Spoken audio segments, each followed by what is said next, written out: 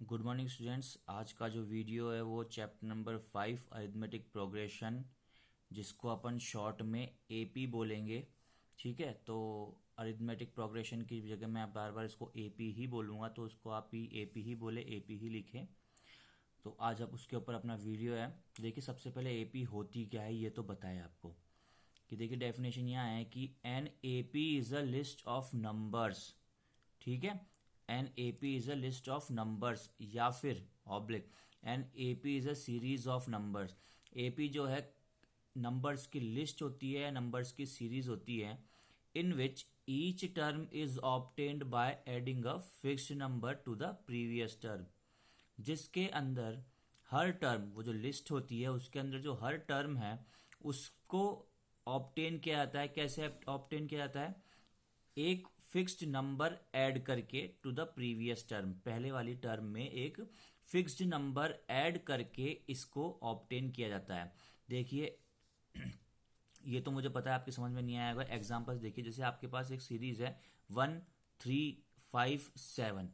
देखिए, तो मैंने बोला ये एपी है या नहीं इसका पता लगाना। तो देखिए, सबसे पहले क्या करोगे आप, एक फिक्स नंबर ले लिया आपने, यहाँ पे फिक्स नंबर 2 ले लिया, तो 1 में 2 ऐड किया 3 आया, 3 में वही फिक्स नंबर ऐड किया 2 5 आया, 5 में वही फिक्स नंबर ऐड किया 2 7 आया। मतलब आप एक लिस्ट जिसके अंदर एक फिक्स्ड नंबर को ऐड कर रहे हैं, ठीक है, प्रीवियस टर्म में, मतलब ये इसमें 2 ऐड कर दिया, फिर नेक्स्ट के लिए इसकी प्रीवियस टर्म में 2 ऐड कर दिया, फिर नेक्स्ट के लिए इसकी प्रीवियस टर्म में 2 ऐड कर दिया। ठीक है, तो वही क्या होती है आपके पास एपी होती है। जैसे देखिए, एक और एग्जांपल लीजिए, 100 70 40 10 -20। ठीक है, तो देखिए फिक्स नंबर 100 में मैंने 30 माइनस का 30 ऐड कर दिया, ठीक है, तो आया 70। अब नेक्स्ट टर्म के लिए इसकी प्रीवियस टर्म में मैं वही फिक्स नंबर -30 ऐड करूंगा, तो 70 में से 40, 70 में से 30 मैंने माइनस किया, 40 आ गया। ऐसे वही इसके लिए इसकी प्रीवियस टर्म में मैं वही फिक्स नंबर ऐड करूंगा, तो 40 -30 10 आ गया। इस तरह से 10 -30 माइनस का 20 आ गया। ठीक है, तो ये आपकी एपी होती है कि अगर किसी भी टर्म में एक फिक्स नंबर ऐड करके मैं एक सीरीज फाइंड करता हूँ, ठीक है, और हर प्रीवियस टर्म में मैं नंबर्स फिक्स नंबर वही नंबर ऐड करता हूँ, नंबर चेंज नहीं होना चाहिए। ये नहीं यहाँ पे आपने 2 ऐड कर दिया, यहाँ पे 3 ऐड कर दिया, यहाँ पे -5 कर दिया, नहीं, नंबर भी क्या होना चाहिए, सेम होना चाहिए। उसी को मैं क्या कहता हूँ, एपी कहता हूँ। अब देखो, each number of AP is called term. जैसे मान लो ये एपी है आपके पास, तो इसकी हर नंबर को अपन टर्म बोलेंगे। क्या बोलेंगे अपन? टर्म बोलेंगे। जैसे ये है फर्स्ट टर्म, ये पहले नंबर पे तो फर्स्ट टर्म है, ये सेकंड पे है तो सेकंड टर्म है, ये थर्ड नंबर पे तो थर्ड टर्म है, ये फोर्थ नंबर पे फोर्थ टर्म है, ये फिफ्थ नंबर पे फिफ्थ टर्म है। ठीक है, ऐसे आगे six seventh eighth ninth tenth ऐसे चलती जाएगी टर्म्स। तो each number of AP is called term. तो एपी का हर नंबर क्या होता है, टर्म कहलाता है। अब उसको अपन रिप्रेजेंट कैसे करते हैं? देखिए, first term, second term, third term ऐसे तो लिखेंगे नहीं अपन, बहुत बड़ा हो जाएगा। तो फर्स्ट टर्म को अपन लिखते हैं या तो ए से लिखते हैं या फिर A1 से लिखते हैं। ठीक है, या तो इसको ए से लिख लीजिए या A1 से लिख लीजिए। मैं तो कहूंगा A1 से लिखिए, क्योंकि आप बाकी के अदर टर्म को A2 लिख रहे हैं, सेकंड टर्म को, थर्ड टर्म को A3 लिख रहे हैं, फोर्थ टर्म को A5 लिख रहे हैं, फिफ्थ को A5 सॉरी फोर्थ टर्म को A4 लिख रहे हैं, फिफ्थ टर्म को A5 लिख रहे हैं, सिक्स टर्म को A6 लिखेंगे। तो फर्स्ट टर्म को भी A1 ही लिख लेंगे, एक ही जगह कन्फ्यूजन क्रिएट नहीं करेगा। बाकी आपकी मर्जी है, कोई दिक्कत नहीं है, ये भी सही है और ये भी सही है। अब आता है जो ये फिक्स्ड नंबर था, इसमें -30 था, इसमें 2 था, इस फिक्स्ड नंबर को अपन बोलते हैं कॉमन डिफरेंस। देखिए, इन दोनों के बीच में डिफरेंस 2 है, इन दोनों के बीच में डिफरेंस 2 है, इन दोनों के बीच में डिफरेंस 2 है, कॉमन डिफरेंस 2 है। ऐसे ही इन दोनों के बीच में डिफरेंस -30, इन दोनों के बीच में डिफरेंस भी -30, इन दोनों के बीच में डिफरेंस भी -30, और इन दोनों के बीच में डिफरेंस भी -30। तो जो डिफरेंस है फिक्स नंबर, इसको बोलते हैं अपन कॉमन डिफरेंस, और इसको अपन स्मॉल डी से रिप्रेजेंट करते हैं, स्मॉल डी। ठीक है, कैपिटल यूज मत करिएगा, स्मॉल डी से रिप्रेजेंट करते हैं। अब आगे आता है कि D can be positive, D positive भी हो सकता है, वो आपने ऊपर देख लिया। डी नेगेटिव भी हो सकता है, D can be positive negative, और जीरो, डी जो है जीरो भी हो सकता है। ठीक है, अब डी निकालने का फॉर्मूला होता है A2 - A1, A3 - A2, A4 - A3। देखिए कैसे, A2 - A1 2, A3 - A2, नहीं, A3 से A2 ही माइनस करना, ये नहीं A3 से A1 माइनस कर दो। ऐसे ही A4 माइनस A3, इन सब से मैं क्या फाइंड कर सकता हूँ, D फाइंड कर सकता हूँ। तो ये जो हो गया अब आपका बेसिक हो गया AP का। अब आते हैं अपन एक एग्जाम्पल की तरफ। देखिए एग्जाम्पल क्या कह रहा है, right first 4 terms of AP। AP की पहली 4 टर्म लिखिए, ठीक है, जिसमें A1 है आपके पास -7 और D है -2। देखिए मैंने बोला था कि इसमें कोई भी एक फिक्स नंबर ऐड कर दो, फिर इसमें एक फिक्स नंबर ऐड कर दो वही, फिर इसमें एक फिक्स नंबर ऐड कर दो, आपके पास AP आ जाएगी। वही काम यहाँ पे करना है। जैसे फर्स्ट टर्म आपको दे रखी है -7, तो फर्स्ट टर्म तो लिख दी भाई, यहाँ फर्स्ट 4 में से फर्स्ट टर्म तो ये रही। फिर सेकंड टर्म के लिए मैंने क्या बोला, फर्स्ट टर्म में जो फिक्स नंबर था वो ऐड कर दीजिए, तो A1 + D कर दिया, -7 -2 -9। अब ऐसे A3 के लिए इसके प्रीवियस वाली टर्म में वही फिक्स नंबर ऐड कर दीजिए, तो A3 = हो जाएगा A2 + D, यानी -9 -2 = -11। ऐसे फोर्थ टर्म के लिए क्या हो जाएगा, A3 + D, यानी -11 -2 यानी -13। ऐसे अगर फिफ्थ टर्म पूछ लेगा तो फिफ्थ टर्म, तो A4 में क्या ऐड कर दूंगा, D ऐड कर दूंगा, ठीक है। तो ये आपके पास फर्स्ट 4 टर्म्स, देखिए कितना ईजी है। सेकंड कोई एग्जांपल इसी का ही, कि A1 अगर 0 दे रखा है, मतलब फर्स्ट टर्म 0 है, और D जो है वो है 1/1/2। अब ये आपके पास मिक्स फ्रैक्शन में है, पहले इसको इम्प्रॉपर में चेंज करेंगे, 2 1 जा 2 + 1 3/2, तो D आ गया अपने पास 3/2। तो वही first 4 terms of AP find कीजिए। तो देखिए फर्स्ट टर्म तो मेरे पास 0 है ही, तो फर्स्ट टर्म तो ऑटोमेटिक फाइंड है। बची हुई 3 टर्म, A2 के लिए A1 + D, यानी 0 + 3/2 3/2। A3 के लिए A2 + D, यानी 3/2 प्लस, क्योंकि सेकंड टर्म भी मेरे पास 3/2 थी, प्लस D मेरे पास 3/2 है, दोनों को ऐड कर दिया तो 6/2, यानी मेरे पास कट के 3 आ गया।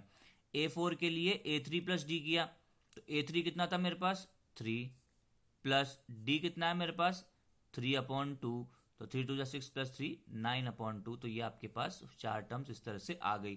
तो देखिए कितना ईजी AP है आपके पास, बहुत ईजी है, 3 मार्क्स का आएगा।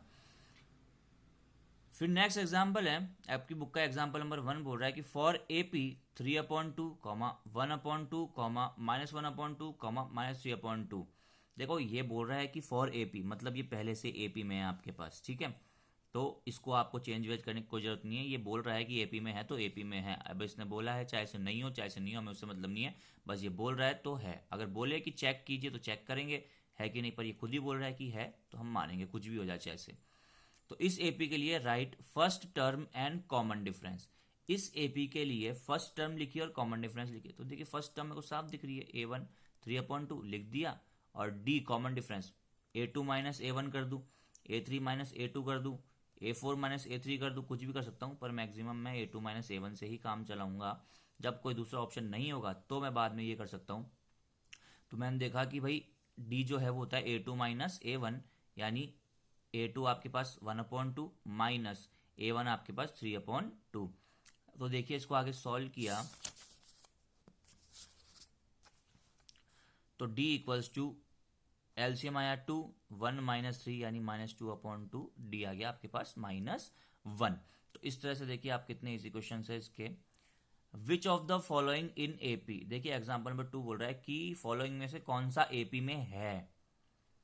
इफ दे आर, अगर वो है AP में, देन राइट नेक्स्ट 2 टर्म्स, तो अगली 2 टर्म भी लिखिए। देखिए AP में है तो ही लिखनी है, अदरवाइज नहीं लिखेंगे, क्योंकि आपको डिफरेंस ही पता नहीं चलेगा कि जो डिफरेंस है वो अलग अलग रहेगा, तो आप कैसे कर, कभी किसी में 2 का आ जाएगा, किसी में 3 का आ जाएगा, तो ये AP नहीं बनेगी। तो वो आगे की बात है, देखते हैं। आपके पास फर्स्ट AP दे रखी, फर्स्ट लिस्ट दे रखी है आपको कि 4, 10, 16, 22। तो AP चेक करने के लिए इसमें मैं निकालूंगा कॉमन डिफरेंस, ठीक है। अब मैं स्टार्टिंग का ही कॉमन डिफरेंस नहीं निकालूंगा, मैं इसका भी निकालूंगा, मैं इसका भी निकालूंगा, मेरे पास जितनी टर्म्स है मैं सबका निकालूंगा। क्यों निकालूंगा, क्योंकि क्या पता यहाँ पे दे दिया इक्वल, यहाँ पे दे दिया इक्वल, आपने 2 डिफरेंस देखे इक्वल है और थर्ड चेक ही नहीं किया और पता चला थर्ड में ही आपको अलग डिफरेंस दे दिया, तो वो AP फिर नहीं होगी और आप उसको गलत करके आ जाओगे। तो A2 - A1 किया, 10 - 4 6 आया। फिर A3 - A2 किया, 16 - 10 6 आया। फिर 22 - 16 किया, A4 - A3, 22 - 16 तो 6 आया। यानी कि सब में जो डिफरेंस है वो इक्वल है, तो आप बोलोगे yes given numbers are in AP, दिए हुए नंबर्स एपी में है। और अगर उसने कहा था एपी में है तो अगली दो टर्म्स नेक्स्ट टू टर्म्स, मतलब A4 तो दे ही रखी है, तो A5 A6 फाइंड करनी है, A3 तक दे तो A4 और A5 फाइंड करेंगे। तो यहाँ पे आपको A5 फाइंड करनी है, जो कैसे हो जाएगी A4 plus common difference D, यानी A4 प्लस D निकाला 22 प्लस 6 28, और फिर 6 टर्म निकाली A5 प्लस D 28 प्लस 6 यानी 34। तो देखिए कितने इजी तरीके से क्वेश्चन हो रहे हैं आपके। सेकंड एपी है आपके पास, सेकंड लिस्ट है आपके पास 1, -1, -3, -5। तो ये आपके पास एक लिस्ट है, ये पहले चेक करते हैं एपी में है या नहीं। तो पहले A2 -A1 निकाला -1 -1, ठीक है, -1 माइनस ये वाला माइनस और ये 1 आपके पास आया -2, ठीक है। A3 -A2 निकाला, A3 -A2 निकाला -3, ये वाला फॉर्मूले वाला माइनस, क्या माइनस करना है इसमें से, -1 को माइनस करना है, तो -3 minus minus plus 1 equals to -2। ऐसे A4 -A3 करना है, तो -5 ये फॉर्मूले वाला माइनस, ब्रैकेट में ये वाला -3, तो -5 + 3 आपके पास हो गया -2। देखिए -2 -2 -2 सब जगह डिफरेंस सेम आ रहा है, मतलब कि ये एपी में है। और अगर एपी में है तो उसने बोला है क्या करें, नेक्स्ट 4 टर्म्स निकालिए। तो yes given numbers are in AP, तो A5 निकालोगे A4 + D यानी -5, D आपके पास -2 आ ही रहा है, तो A4 आपके पास -5 है ही, तो -5 -2 यानी -7, और A6 हो जाएगा A5 + D यानी -7 -2 -9, ठीक है।